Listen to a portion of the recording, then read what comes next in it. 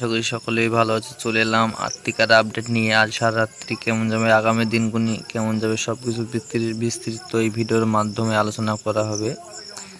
তাছাড়া বন্ধু, প্রথমে বলে রাখি, আজ থেকে বৃষ্টি ভালো রকমেরই চালু হয়ে গেল, মানে এই বৃষ্টি মূলত চলবে।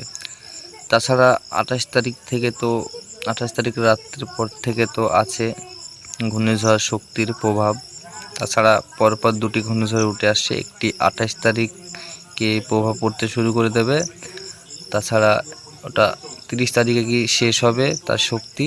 আবার 3 তারিখে একটা আবার ঘূর্ণিঝড় তৈরি হওয়ার আশঙ্কা আছে। তো সব কিছুই তোমাদের জানাবো, দেখাবো বিস্তারিত। তবে এই মুহূর্তে আলোচনা করি কোথায় কেমন বৃষ্টি হচ্ছে।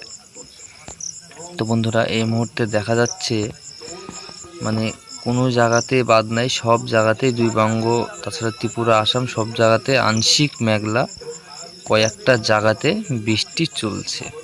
যেমন ভালো রকমের দেখা যাচ্ছে আমাদের মুর্শিদাবাদ, নদিয়া খানিকটা জায়গা, বেলডাঙ্গা, এজিনাগর, এইসব জায়গাগুলোতে, তাছাড়া নওদা, আমতলা, এসব সাইডগুলোতে বৃষ্টি চলছে। পলাশী, বেথুয়া, পাগলাচন্ডী, এসব সাইডগুলোতে ভালো রকমের বৃষ্টি চলছে দেখা যাচ্ছে, আমরা লক্ষ্য করতে পাচ্ছি। তাছাড়া বাংলাদেশে খানিকটা জায়গাতে বৃষ্টি চলছে, আর চলছে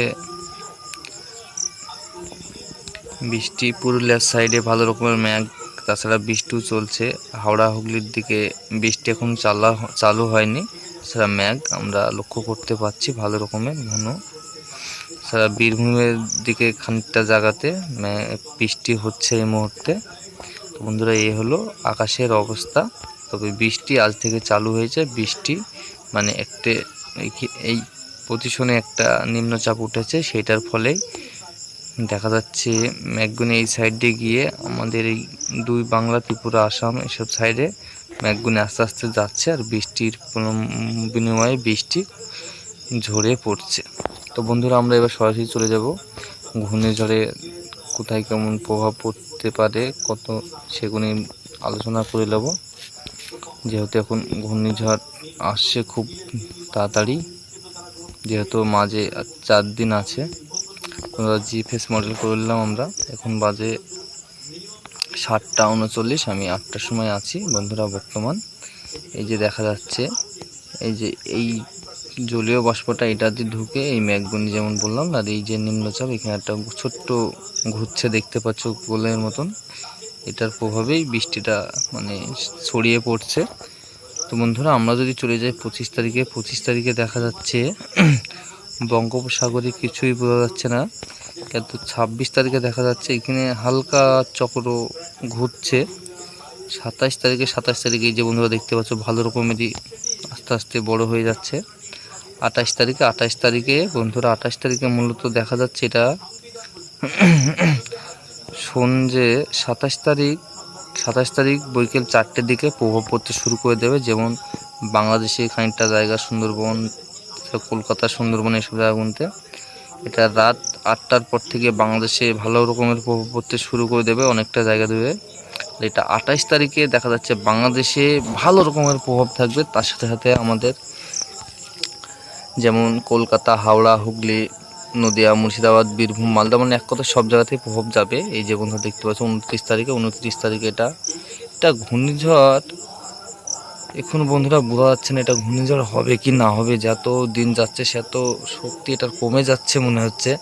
তবে আমরা নিয়মিত আপডেট দিয়ে থাকবো, তোমরা দেখে নেবে কখন কি অবস্থান এটা ঘটছে। যেহেতু এখন 4 দিন টাইম আছে, দেখা যাক বন্ধুরা। এটা মূলত এই যে বন্ধুরা বলছিলাম 30 তারিখে এটা শেষ হয়ে যাচ্ছে, 30 তারিখের পরে আর এটার প্রভাব থাকছে না। এবার আমরা যদি 31 তারিখে যাই, 31 তারিখে আর বঙ্গোপসাগরের সমান কিছু দেখতে পাচ্ছে না। 1 তারিখেও দেখতে পাচ্ছে না। 2 তারিখেও দেখা যাচ্ছে না, জলীয় বাষ্প ঢুকছে। 3 তারিখে গিয়ে বন্ধুরা যেমনটা বলছিলাম, 3 তারিখে পরে একটা আবার ঘূর্ণিঝড়ের আশঙ্কা আছে তৈরি হওয়ার। তো সেটা দেখা যাচ্ছে না বন্ধুরা, মানে সেটা দেখতে পাচ্ছি না। তবে পরবর্তী সময় তোমাদের জানিয়ে দেওয়ার, এই যে চীনের সাইডে এই যে ভালো রকমের একটি ঘূর্ণিঝড় তৈরি হয়েছে, এই যে বন্ধুরা দেখতে পাচ্ছ। তো ওটা অন্য সাইড, ও সাইডে আলোচনা করে আমাদের যথেষ্ট সময় নষ্ট করে লাভ নাই। তো বন্ধুরা আমরা 7 তারিখ অবধি আপডেট পাচ্ছি, 7 তারিখ অবধি দেখেলেই কোনো ঘূর্ণিঝড় তৈরি হওয়ার আশঙ্কা আছে কি।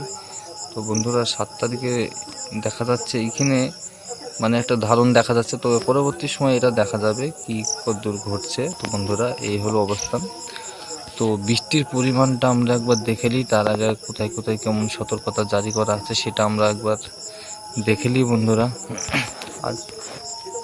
আজকে দেখা যাচ্ছে হলুদ সতর্কতা জারি করা আছে, যেমন কলকাতা, হাওড়া, হুগলি, মুর্শিদাবাদ, নদিয়া এইসব জায়গার মধ্যে হলুদ সতর্কতা জারি করা আছে আজকের জন্য। তো বন্ধুরা বৃষ্টি ডেলি চলবে এখন, যেহেতু নিম্নচাপ ঢুকে পড়েছে। এবছরে বন্যার পরিস্থিতি ভালোই থাকছে বন্ধুরা, যেটুকু আশা করতে পারছি এ অবধি। বন্ধুরা আমরা বৃষ্টির পরিমাণটা একবার দেখে নিই।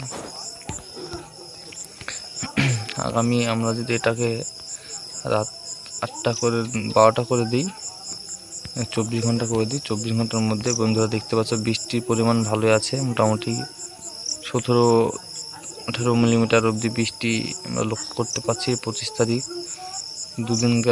দুদিনের মধ্যে বৃষ্টি দেখা যাচ্ছে 40 মিলিমিটার। আমরা সরাসরি 4 দিনকার দেখে নিই। 4 দিনের মধ্যে এই যে বন্ধুরা দেখতে পাচ্ছি, যেহেতু নিম্নচাপ ঢুকে পড়ছে না, ঘূর্ণিঝড় শক্তি হওয়ার আশঙ্কা আছে, সেটা যদি ঢুকে পড়ে বৃষ্টি এই যে দেখতে পাচ্ছি 60-70 মিলিমিটার বৃষ্টি হবে।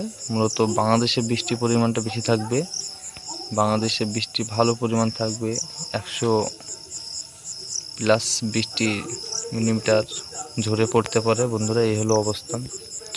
তো বন্ধুরা এই হলো এই মুহূর্তে পরিস্থিতির। বজ্র বিদ্যুৎ মোডে কি বলছে দেখে নিই।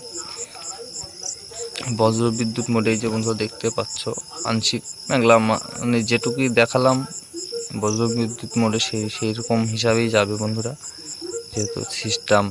এই যে বন্ধুরা দেখতে পাচ্ছ 26 তারিখেও ভালো রকমের বৃষ্টি থাকছে, কালকেও বৃষ্টি থাকছে, 26 তারিখেও ভালো রকমের বৃষ্টি থাকছে। মূলত 26 তারিখে বৃষ্টি থাকছে সকাল 5টার দিকে, ভালো রকমের বৃষ্টি থাকছে সব জায়গাতেই, 2 বাংলা জুড়েই। তাছাড়া 27 তারিখেও বৃষ্টি লক্ষ্য করতে পারছি, 28 তারিখে সেমনটা বৃষ্টি লক্ষ্য করতে পারছেন। তো পরবর্তী সময় দেখা যাবে বৃষ্টি মানে টানা হয়ে যাচ্ছে। তো এই জন্য যেহেতু এই যে বন্ধুরা দেখতে পাচ্ছ বঙ্গোপসাগরে ভয়ঙ্কর ঘূর্ণিঝড় শক্তি এগিয়ে আসবে, এর ফলে বৃষ্টি ভালো রকমেরই হবে। তো বন্ধুরা এই অবধি আপডেট দিয়ে থাকলাম। তো ভালো থাকবেন, নিজের খেয়াল রাখবেন, সুস্থ থাকবেন।